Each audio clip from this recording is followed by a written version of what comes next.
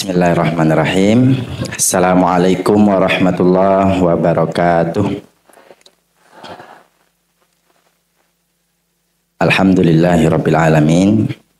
Alhamdulillahilladzi arsala rasulahu bil huda wa dinil haq liyudhhirahu 'alad dini kullihi wa kafa billahi syahida. Asyhadu an la ilaha illallah wa asyhadu anna Muhammadan abduhu wa rasuluh. Amma ba'du.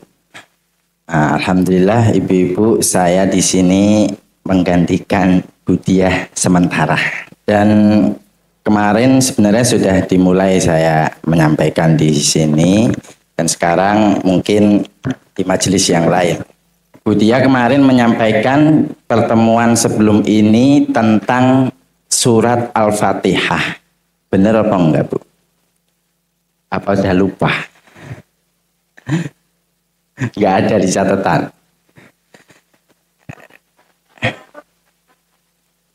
Oke.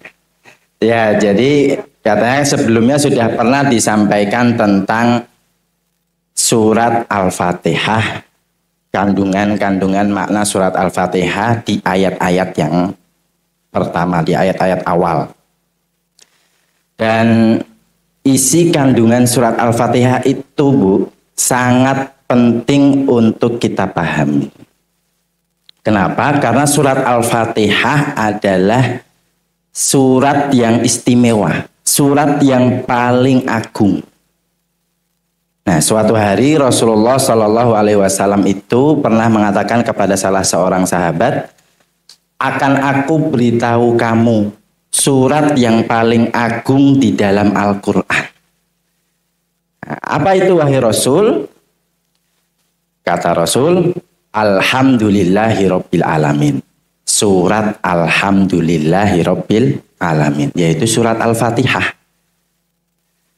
Surat ini sangat penting dan sangat tinggi kedudukannya, sehingga Allah memilih surat ini untuk wajib dibaca sebagai syarat sah sholat setiap muslim, laki-laki ataupun perempuan, sholat sendiri ataupun berjamaah. Benar nggak, Bu? Nah, tapi banyak yang membaca surat Al-Fatihah itu tapi belum paham isi kandungannya. Ya kan? Padahal ya, memahami isi kandungan itu adalah sebab kita bisa menjadi khusyuk. Ya, lebih khusyuk, ya kan? Sehingga kita menjalani sholat ini lebih baik. Selain daripada diwajibkan dalam sholatnya, saking wajibnya ya, Bu, ya, kalau ada orang mu'alaf masuk Islam terus belum bisa baca Al-Fatihah, tetap wajib hukumnya dia harus bisa baca Al-Fatihah. Berarti dia harus belajar. Terus selama proses belajar, dia sholatnya baca apa, Bu, dalam sholat? Nah, kata para ulama, Al-Fatihahnya boleh diganti dengan zikir-zikir pendek. Subhanallah, walhamdulillah. Syaratnya zikir-zikirnya itu dibaca dengan jumlah huruf yang sama dengan jumlah huruf yang ada dalam surat Al-Fatihah.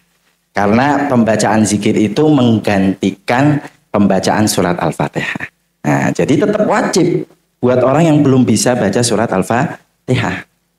Ya kan? Selain dalam sholat juga Al-Fatihah surat yang dipilih untuk dibaca setiap kali kita wirid pagi, wirid sore, ya enggak? Nah, makanya kita dalam sehari bisa membaca surat Al-Fatihah itu lebih dari 10 kali. Dalam sholat wajib, dalam setiap rokaat, ya kan, dalam wirid-wirid kita, sholat sunnah, semuanya membaca surat Al-Fatihah. Makanya mengerti, memahami kandungan surat Al-Fatihah itu sangat-sangat penting. Nah, Al-Fatihah itu secara makna dibagi menjadi 2 bagian. Kata Allah dalam hadis qudsi. Nah, hadis qudsi itu apa, Bu? Hadis qudsi itu hadis yang maknanya dari Allah, tapi lafaznya dari Rasul. Beda dengan hadis biasa, yang lafaz dan maknanya dari Rasul. Beda juga dengan Al-Quran, yang lafaz dan maknanya dari Allah. Nah, hadis qudsi ini adalah maknanya dari Allah, tapi lafaznya dari Rasul. Ya kan? Nah, Allah mengatakan dalam hadis qudsi, qasamtus sholata baini wa baina abdi nisfain. Aku membagi surat Al-Fatihah itu menjadi 2 bagian. Sebagian untuk Allah dan sebagian untuk hambanya. Apa maksudnya? Sebagian untuk Allah maksudnya adalah ayat-ayat yang berisi puji-pujian. Ya, katanya kemarin sudah dijelaskan ya tentang ayat-ayat yang isinya puji-pujian. Alhamdulillahirabbil alamin. Segala puji bagi Tuhan semesta alam, ya kan? Ar-Rahmanir Rahim, Maha Penyayang lagi Maha Mengasihi. Itu pujian buat Allah. Maliki Yaumiddin, yang memiliki hari kebangkitan. Ya. Nah, ya kata Budia, ini ayat-ayat ini sudah dijelaskan. Makanya saya nanti menjelaskan di ayat selanjutnya. Nah, tapi kita pengen tahu kenapa kok puji-pujian saja perlu untuk kita pahami maknanya. Kenapa seperti itu? Karena dengan kita mengenal, dengan kita memahami maknanya, kita akan semakin mengenal Allah. Ya kan? Zat yang kita sembah. Ya, jangan-jangan kita selama ini menyembah Allah itu ya karena ya sholat, puasa, karena memang tahu hukumnya wajib, tapi kita tidak benar-benar kenal siapa sebetulnya yang kita sembah. Nah, maka kita memahami makna dari ayat-ayat surat Al-Fatihah yang awal-awal itu, Bu, isinya puji-pujian, supaya kita makin mengenal Allah. Kalau sudah kenal, itu menjadi bibit sebab kita muncul rasa cinta. Ya kan? Kalau sudah muncul rasa cinta, itulah hamba yang akan merasakan manisnya keimanan. Jadi enggak semua hamba itu, banyak hamba yang beriman, tetapi tidak banyak yang betul-betul merasakan rasa manisnya iman. Rasul bersabda, ciri-ciri orang yang bisa merasakan manisnya iman adalah an yakunallahu wa rasuluhu ahabba ilaihi mimma siwahuma. Yaitu Allah dan Rasulnya lebih dia cintai dibanding selain Allah dan Rasul. Ya kan? Sedangkan mencintai Allah dan Rasul, syaratnya ya harus kenal dulu. Nah, kenal itu bagaimana ya? Kita bisa memahami sifat-sifatnya, memahami nama-namanya, memahami kalamnya. Ya kan? Nah, maka dengan memahami sifat-sifat itu, kita bisa semakin kenal dan semakin cinta. Nah, setelah ini kita akan masuk dalam ayat yang akan kita bahas dalam pertemuan kali ini. Saya izin menulis di papan tulis ya, Bu.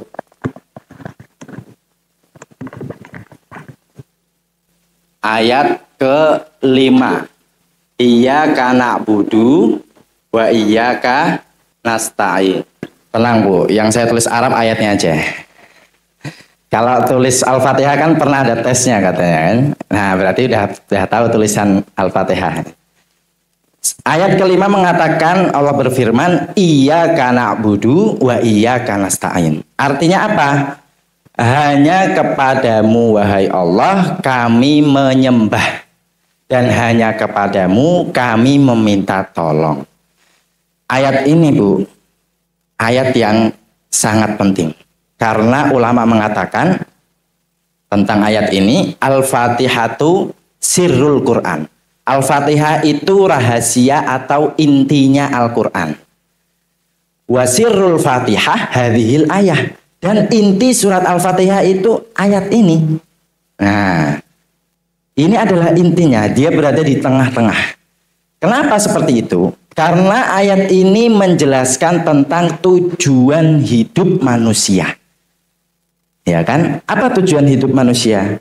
Iyyaka na'bud, yaitu untuk menyembah Allah. Dalam ayat lain surat Az-Zariyat disebutkan wa ma khalaqatul jinna wal insa illa liya'budun. Manusia dan jin tidaklah diciptakan melainkan untuk menyembah Allah. Ya kan? Nah, maka inilah inti dari apa kehidupan hamba, ya kan? Yaitu untuk menyembah Allah. Tetapi yang dimaksud menyembah bukan hanya menjalankan ritual ibadah. Oh, saya sudah menyembah Allah, berarti kita sudah insya Allah menjalankan ayat ini. Saya sudah menjalankan sholat, puasa, membayar zakat, dan ibadah-ibadah lain. Nah, tapi apakah kita sudah memiliki hubungan khusus dengan Allah? Nah, itulah yang dimaksud dengan penyembahan. Ya kan?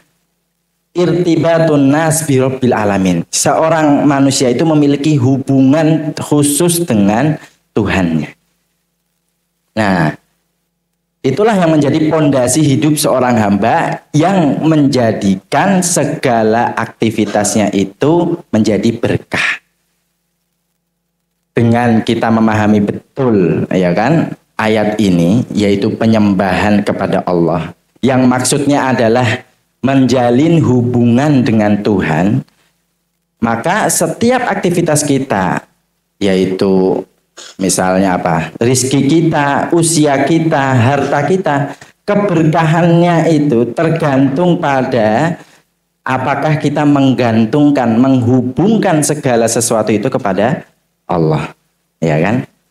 Nah, di sini ada dua kalimat. Iyyaka na'budu wa iyyaka nasta'in. Nah, kenapa iyyaka na'budu didahulukan dibanding iyyaka nasta'in? Ya kan? Kenapa enggak iyyaka nasta'in wa iyyaka na'bud? Nah, karena disebutkan iyyaka na'budu, hanya kepada Engkau kami menyembah, adalah tujuan hidup seorang hamba. Tadi kita sebutkan bahwa penyembah kepada Allah adalah tujuan. Sedangkan iyyaka nasta'in adalah wasilah atau sarana. Maksudnya bagaimana? Kita memohon pertolongan kepada Allah, berdoa. Ya Allah, berikan kepadaku kesehatan. Untuk apa kesehatan? Kesehatan digunakan untuk beribadah, supaya saya bisa mendirikan sholat. Ya Allah, berikan kepada saya rizki yang cukup. Untuk apa? Untuk supaya saya bisa menafkahi keluarga, supaya saya bisa bersedekah kepada orang lain, ya kan? Bukan ya Allah berikan saya mobil supaya bisa gaya-gayaan misalnya gitu kan. Nah, itu bukan permintaan tolong gitu kan. Nah, makanya ini nasta'in, isti'anah, permintaan tolong kepada Allah itu adalah wasilah untuk ketaatan. Nah, makanya di sini ayat yang sangat penting.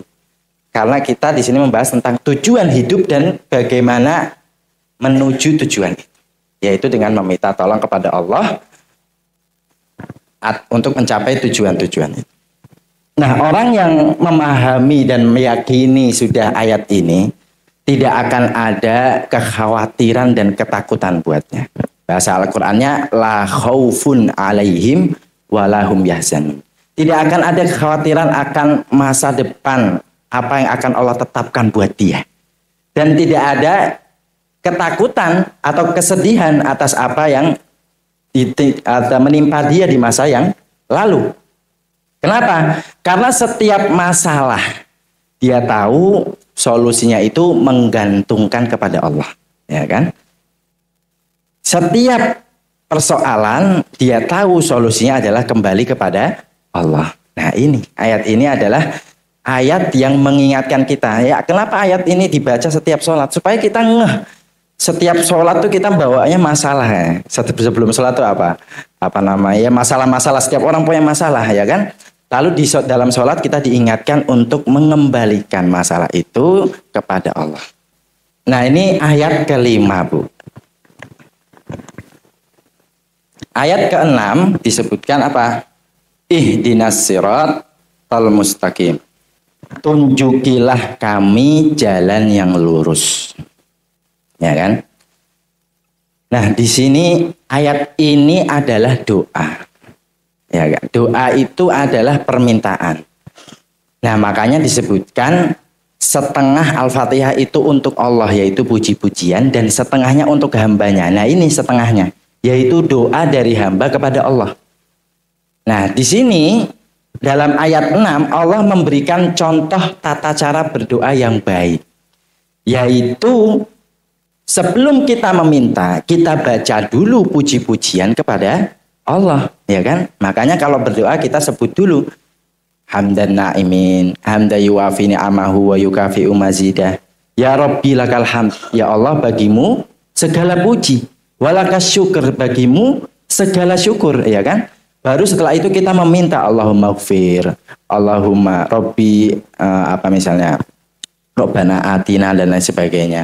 Nah, ini dicontohkan tata caranya di dalam surat Al-Fatihah, yaitu kita memuji dulu Alhamdulillah Ar-Rahmanir-Rahim Maliki Yaumiddin, baru kita meminta ihdinas siratal mustaqim. Dan doa yang dipilih oleh Allah untuk disampaikan dalam surat Al-Fatihah ini adalah gambaran doa juga yang paling baik. Kenapa? Karena maknanya apa? Ihdinas siratal mustaqim, ya Allah tunjukilah kami jalan yang lurus. Apa itu jalan yang lurus? Nah, di dalam tafsir disebutkan jalan yang lurus maknanya adalah Islam atau kebenaran. Dan kebenaran adalah Islam, ya kan? Nah, berarti kalau kita minta Islam untuk kita, sedangkan kita sudah Islam, berarti sudah dong, kita sudah dapat. Nah, bagaimana itu? Kenapa? Berarti kita tidak perlu berdoa lagi. Nah, ternyata maknanya bagi orang yang belum berislam inilah doa. Tunjukilah kami kepada Islam. Dan Islam yang dituliskan di sini adalah Islam yang Allah inginkan, bukan yang kita pahami atau kita inginkan. Kita pahami bukan yang Allah inginkan. Nah, makanya ihdinas siratal mustaqim ini tunjukilah kami kepada Islam dengan pemahaman yang engkau inginkan. Ya kan? Kenapa disebut seperti ini? Karena banyak orang yang memahami Islam itu setengah-setengah. Banyak yang memahami Islam itu hanyalah ritual ibadah. Sholat, puasa gitu kan, zakat, sholat taraweh ya kan, atau sholat Jumat ya kan. Setelah sholat maka ya tidak ada Islam. Ya kan? Islam hanyalah ritual itu. Sedangkan di pasar ya nggak apa-apalah nipu-nipu dikit ya kan, karena di sana tidak ada Islam menurut sebagiannya. Sebagian yang lain mengatakan Islam itu hanyalah akhlak. Allah berfirman wa aqimis sholata lidzikri, dirikanlah sholat supaya aku mengingatmu. Berarti kalau aku sudah ingat Allah terus, aku nggak usah sholat. Nah, ada yang kayak gitu. Nah, maka disebutkan Islam itu adalah agama atau aturan atau nilai yang sempurna dan menyeluruh. Ya kan, mencakup segala urusan dalam segala aspek kehidupan. Ya, dia ada di masjid, ada di pasar, ada di rumah, ada dalam kota, ada dalam negara dan segalanya. Ya kan? Nah, maka inilah Islam yang diinginkan. Kenapa doa ini adalah doa yang paling baik ya kan? Karena kita meminta Islam, yaitu adalah kunci keselamatan. Ya kan? Kenapa sangat penting? Karena Islam adalah kunci keselamatan dunia dan akhirat. Akhirat kita paham, ada surga dan neraka. Untuk masuk surga ya wajib Islam, ya kan? Wajib kita wafat dalam keadaan Islam baru bisa masuk surga. Nah, makanya makna ihdinas siratal mustaqim itu diantaranya adalah wahai Allah, kokohkanlah kami, jadikanlah kami istiqomah di dalam Islam. Bukan hanya tunjukkanlah kami, ya kan? Karena orang yang sudah Islam maka permintaannya adalah kokohkanlah kami di dalam Islam. Nah, itu dalam urusan akhirat. Urusan dunia bagaimana? Nah, tadi sama. Kadang-kadang kita baru memahami Islam hanya kaitannya dengan ritual ibadah atau beberapa tentang muamalah, ya kan? Maka di sini kita meminta kepada Allah pemahaman Islam yang utuh supaya kita bisa menjalankannya dengan lebih optimal. Nah, itulah kita minta kepada Allah siratal mustaqim. Orang yang berislam, Bu, itu biasa kita sebut dengan orang soleh. Ya kan? Tapi orang soleh itu maknanya biasanya sempit dalam orang yang rajin beribadah, ya kan? Padahal makna soleh dalam bahasa Arab itu bisa menjadi sifat kepada sesuatu selain orang. Nah, Rasul pernah bersabda, ni'mal malus soleh lirrojulis soleh. Sebaik-baik harta yang soleh adalah apa yang di tangan orang yang soleh. Loh, berarti mobil, rumah itu bisa soleh, ya kan? Kalau ada di tangan orang soleh. Kenapa? Karena orang soleh itu dia mendapatkan harta dari jalan yang halal dan mengeluarkannya kepada jalan-jalan kebaikan. Nafkah kepada keluarga, sedekah kepada fakir miskin, tetangga, dan lain sebagainya. Ya kan? Maka makna soleh ini sebetulnya sangat luas. Dia berkaitan dengan ibadah dan juga yang lainnya. Para ahli tafsir mengatakan orang soleh maknanya adalah al-qaim bihukukillah wa hukukil ibad. Al-qaim bihukukillah, orang yang menunaikan, menjalankan hak-hak Allah. Gak cukup sampai situ, tetapi juga menjalankan hak-hak hambanya. Nah, ya kan? Nah, itu orang soleh. Makanya kriteria soleh itu lebih daripada aspek ibadah, tapi ada juga aspek sosial. Ya kan? Misalnya hubungan seseorang dengan orang lain dalam keluarga misalnya. Islam mengatakan khairukum, Rasul bersabda khairukum li ahlikum. Sebaik-baik kalian adalah yang paling baik kepada keluarga.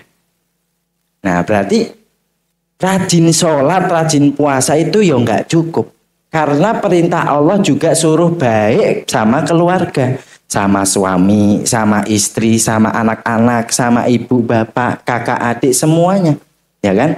Nah, kadang tantangannya kita itu karena bersama keluarga lebih sering, nah untuk nggak cemberut dengan orang selain keluarga, sama keluarga itu ya susah, ya kan? Kalau sama keluarga itu mesti ya, susah buat senyum gitu loh. Kalau misalnya ngelakuin kesalahan. Kalau orang lain mudah untuk memaafkan. Nah, itu tantangannya. Padahal sebaik-baik kalian adalah yang paling baik pada keluarga. Khiyarukum linisaikum. Sebaik-baik kalian adalah yang paling baik pada istri-istrinya. Kalau buat bapak-bapak, buat ibu-ibu juga sama. Nah, itu keluarga. Nah, selain keluarga juga tetangga juga harus baik. Jadi Rasul itu bolak-balik Jibril datang ke Rasul ngingetin tentang keluarga. Mazala Jibril yusini biljar. Sampai-sampai Rasul itu menduga, loh jangan-jangan keluarga ini, jangan-jangan tetangga ini, nanti kalau saya meninggal, tetangga ini jadi ahli warisku.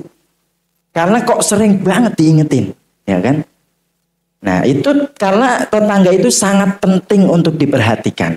Kalau ada yang sakit dijenguk, ya kan? Kalau ada yang kurang dibantu, ya kan? Kalau ada yang kesepian ditemenin dan lain sebagainya. Dan begitu juga masyarakat secara luas, Rasul bersabda, khairun nasi anfa'uhum linnas. Hadis yang sangat masyhur. Sebaik-baik manusia adalah yang paling bermanfaat. Bagaimana bentuknya? Ya macam-macam. Ada yang paling sederhana, Rasul menyampaikan, kalau kalian mau amalan yang kalau kalian mengamalkan akan kalian bisa saling mengasihi, saling mencintai. Apa itu wahai Rasul? Afsus salam bainakum. Tebarkanlah salam. Nah, tebarkanlah salam ini sangat sederhana. Tetapi itu adalah sebuah kebaikan yang bisa berpengaruh menumbuhkan cinta antar sesama manusia. Ya kan? Selain itu apa? Nah, bisa juga kepada tetangga itu kita saling menghadiahi. Tahadu, tahabu. Saling berbagi hadiahlah kalian, niscaya kalian akan saling mencintai. Nah, ini. Jadi Islam itu bukan hanya aspek ibadah, tapi sosialnya juga tinggi. Maka tidak bisa dikatakan soleh kalau ada orang rajin ibadahnya, tetapi sosialnya ini masih ada catatan. Selain itu misalnya, orang soleh adalah orang yang juga paling memperhatikan lingkungannya, ya kan? Karena Islam juga memerintahkan untuk memperhatikan lingkungan. At-tahuru syatrul iman. Ya kan, kesucian dan kebersihan adalah sebahagian dari iman. Ya kan? Ya lucu kalau ada orang yang soleh, pakaiannya baik, tata krama kepada tangga baik, tapi suka buang sampah sembarangan. Tapi tidak suka bersih-bersih. Nah itu belum bisa dianggap orang soleh. Karena orang soleh itu yang senang sama bersih-bersih. Yang senang menjaga lingkungan. Ya kan? Karena memang perintah Allah adalah untuk kita menjaga bumi ini untuk tetap makmur. Nah, tumbuhan dan hewannya itu disayangi. Gitu, Bu. Selain itu apalagi? Kesehatan juga sama, ya kan? Menjaga pola makan. Allah berfirman, "Kulu fil ardi halalan thayyiba." Wahai sekalian manusia, makanlah dari bumi ini sesuatu yang halal dan thayyib, bukan cuman halal. Gorengan ini halal, Bu. Nah, tapi thayyib enggak, ya kan? Nah, itu tergantung orang ya. Kalau misalnya ada yang darah tinggi ya berarti kambingnya dikurangi. Kalau ada yang punya mah ya berarti cabenya dikurangi, ya kan? Walaupun itu halal, tetapi kita lihat yang bagus, yang sehat buat kita itu apa. Nah, itu juga adalah ciri-ciri sifat orang soleh, ya kan? Nah, ini adalah makna daripada ihdinas siratal mustaqim. Tunjukilah kami, wahai Allah, kepada Islam, kepada jalan yang lurus. Yaitu Islam adalah nilai-nilai yang mencakup segala urusan. Oke. Nah, ayat selanjutnya, yaitu ayat terakhir, adalah siratal ladzina an'amta alaihim ghairil maghdubi alaihim waladhdallin. Nah, ini ayat ke-7, Bu. Ayat ke-7 adalah ayat yang menjadi tafsir dari ayat sebelumnya. Tafsir itu apa? Tafsir itu penjelasan. Nah, kalau kita sering lihat kitab-kitab itu ada namanya kitab tafsir. Tafsir itu maksudnya apa? Tafsir itu penjelasan dari kalimat-kalimat, kata-kata yang ada dalam Al-Quran. Nah, Siratal mustaqim itu maknanya adalah al-haq atau al-islam. Tetapi dalam ayat selanjutnya Allah menjelaskan siapakah kategori orang yang atau ciri-ciri orang yang berada dalam jalan yang lurus itu. Apakah kita termasuk di dalamnya atau tidak? Nah, di sini dijelaskan. Yang pertama adalah siratal mustaqim adalah jalannya orang-orang yang diberi nikmat. Nah, yang diberi nikmat ini siapa? Apakah orang yang sudah punya mobil dan rumah bagus sehingga dia dikatakan orang yang diberi nikmat? Atau siapa? Nah, dalam surat Al-Fatihah ayat ke-7 ini adalah tafsir surat ayat ke-6. Tetapi ayat ke-7 juga ada tafsirnya. Dalam surat An-Nisa ayat 69. An-Nisa ayat 69. Allah berfirman, "Wa may yuti'illaha war rasul faulaika ma'al ladzina an'amallahu 'alaihim." Orang yang taat Allah dan Rasulnya itu merekalah orang yang diberi nikmat. Ya kan? Siapa? Ma'an nabiyyin was-siddiqin wasyuhada'i was-sholihin. Orang-orang yang bersama para nabi, para siddiq, para syuhada dan solihin. Orang yang memiliki ciri-ciri yang sama seperti mereka. Ya kan? Nah, berarti bukan orang yang saya sudah dikasih nikmat sama Allah, berarti saya sudah berada dalam jalan yang lurus. Bukan berarti seperti itu. Tapi ukurannya adalah apakah diri kita sudah seperti atau sudah memiliki sifat seperti orang-orang yang disebutkan dalam An-Nisa ayat 69, yaitu para nabi, para siddiq, para syuhada dan para orang-orang soleh. Ya kan? Nah, bagaimana memang ciri-ciri mereka? Nah, kita sebelum masuk penjelasan dalam ciri-ciri orang yang diberi nikmat, kita perlu tahu dulu ciri-ciri orang yang tidak diberi nikmat itu bagaimana. Ghairil maghdubi alaihim. Shiratal mustaqim itu bukan jalan orang-orang yang dimurkai. Ini maknanya dimurkai. Kalau ini diberi nikmat.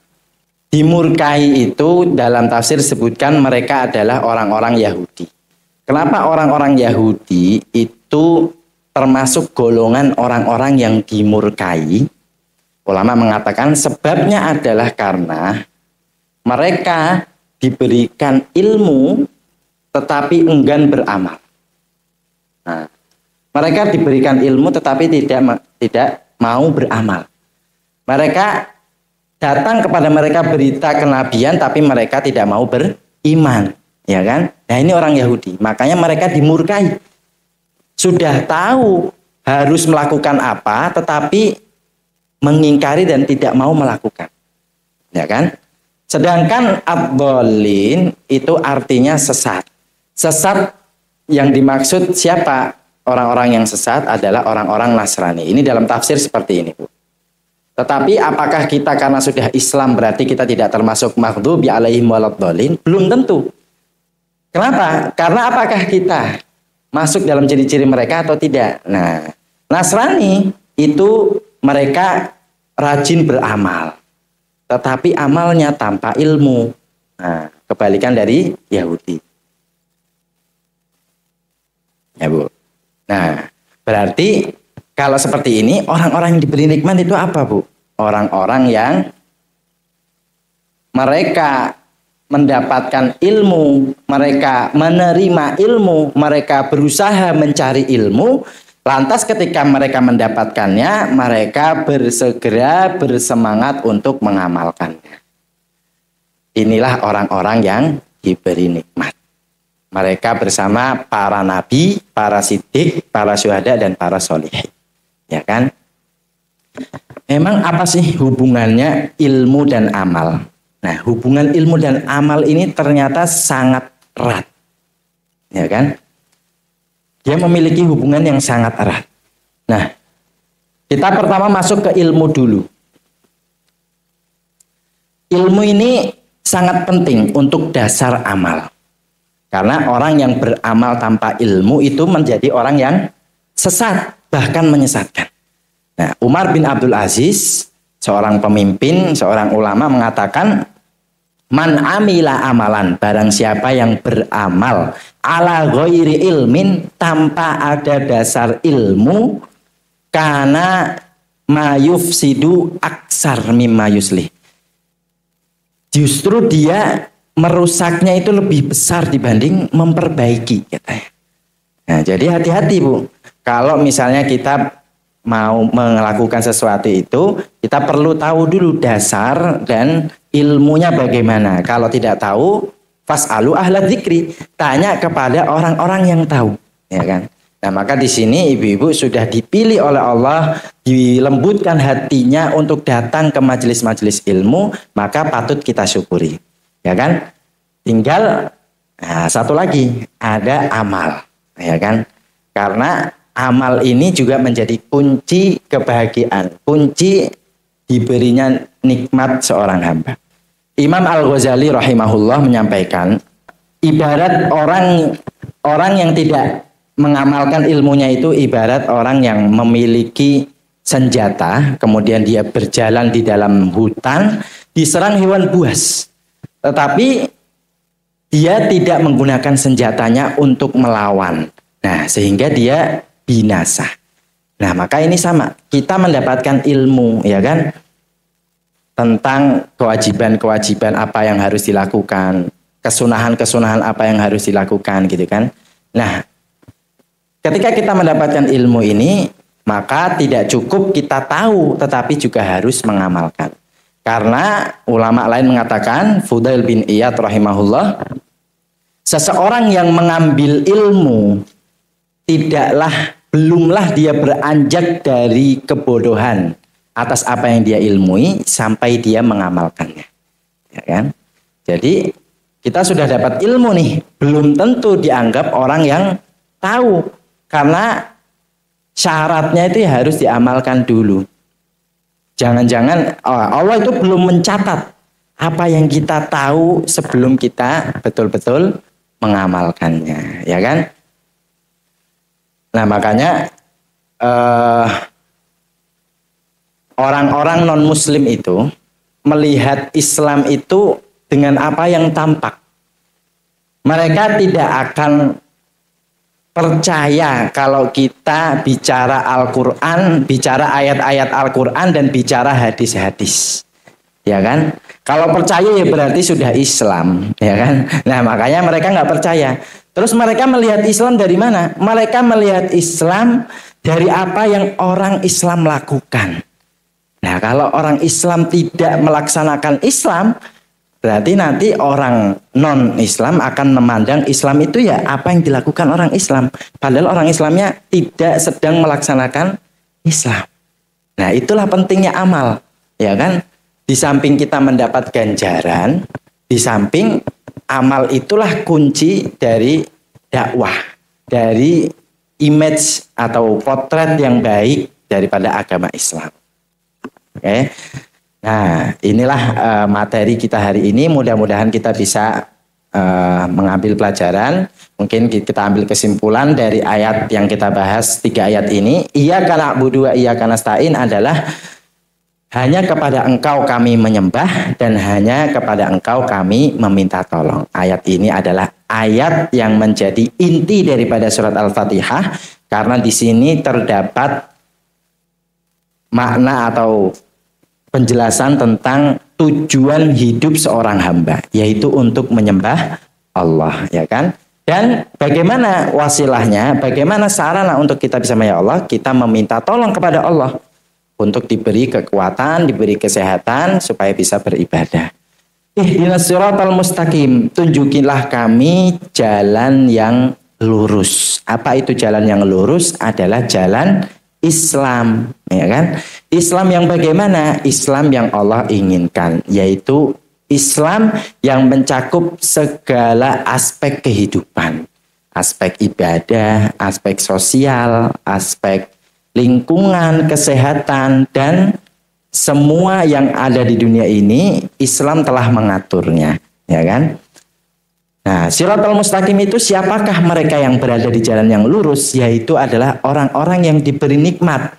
Diberi nikmat bukan nikmat dunia atau nikmat yang bisa tampak oleh mata seperti rumah, mobil, pakaian. Bukan seperti itu. Tetapi adalah mereka yang nantinya akan disandingkan bersama para nabi, para syuhada, dan para solihin. Karena mereka memiliki sifat-sifat yang sama. Apa sifatnya? Sifatnya adalah mereka senantiasa mencari dan menerima ilmu. Lantas ketika mereka mendapatkan ilmu, mereka bersegera beramal. Bukan yang dimurkai dan juga bukan yang sesat. Karena dimurkai adalah mereka yang mendapatkan ilmu tetapi enggan mengamalkan, sedangkan orang sesat adalah mereka yang mengamalkan sesuatu tetapi tanpa dasar ilmu. Mudah-mudahan kita bisa mengambil pelajaran dan mengamalkannya. Ini itu yang dapat saya sampaikan. Kita tutup dengan membaca doa bersama. Sebelum membaca doa, mari kita beristighfar bersama-sama sebanyak 3 kali. Astaghfirullahalazim, astaghfirullahalazim, astaghfirullahalazim. Bismillahirrahmanirrahim. Alhamdulillahirabbil alamin. Hamdan yuwafi ni'amahu wa yukafi'u mazidah. Ya Rabbana lakal hamdu kama yanbaghi li jalali wajhika wa azimi sultanik. Raditu billahi rabba wa bil islami dina wa bi Muhammadin nabiyya wa rasulah. Allahumma ighfir lana dhunubana wa israfana fi amrina wa thabbit aqdamana wansurna 'alal qaumil kafirin. Allahumma ighfir lana wa liwalidayna warhamhum kama rabbayana shighara. Rabbana dhalamna anfusana wa illam taghfir lana wa tarhamna lanakunanna minal khasirin. Rabbana dhalamna anfusana wa illam taghfir lana wa tarhamna lanakunanna minal khasirin. Rabbana dhalamna anfusana wa illam taghfir lana wa tarhamna lanakunanna minal khasirin. Allahumma inna nas'aluka salamatan fid din wa afiatan fil jasad wa ziyadatan fil ilmi wa barakatan fil rizqi wa taubatan qoblal maut wa rahmatan indal maut wa maghfiratan ba'dal maut wa najata minan nar wal afwa indal hisab. Allahumma inna nas'alukal huda wat tuqa wal afafa wal ghina. Allahumma hdina wahdi bina waj'alna sababan liman ihtada. Allahumma ya nasiral haq unsur ikhwanana al muslimin al mujahidina fi kulli makan. Unsur ikhwanana fi Palestin wa fi Suriah wa fi Lubnan wa fi kulli makan. Allahumma ya hazimal ahzab ihzim al yahud al mu'tadin wahsihim adada waqtulhum badada wa la tughadir minhum ahada. Rabbana hablana min azwajina wa dhurriyyatina qurrata a'yun waj'alna lil muttaqina imama. Rabbana atina fid dunya hasanah wa fil akhirati hasanah wa qina adzabannar. Wa sallallahu ala sayyidina Muhammad wa ala alihi wa sahbihi wa baraka wa sallam walhamdulillahi rabbil alamin. Wassalamualaikum warahmatullahi wabarakatuh.